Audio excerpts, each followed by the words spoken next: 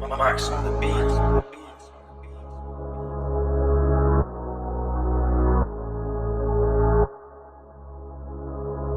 If we don't apply action, it's just a dream, it's just a thought. It'll never come into fruition. So action is the connector to your desired reality. So what are the three components we said that makes up a great vision board or dream board? Purpose is one. Who else? Purpose, excellent. Happiness, what's the last one? Goals. What makes you happy? Like what makes you feel good? What makes you smile? What gives you peace? Everybody did a phenomenal job.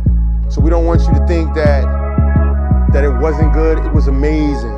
Not only was it amazing, but the fact that you guys came up, each and every one of you came up, and when you presented, you were able to come up confidently, project your voice, and did a great job articulating what you want in life.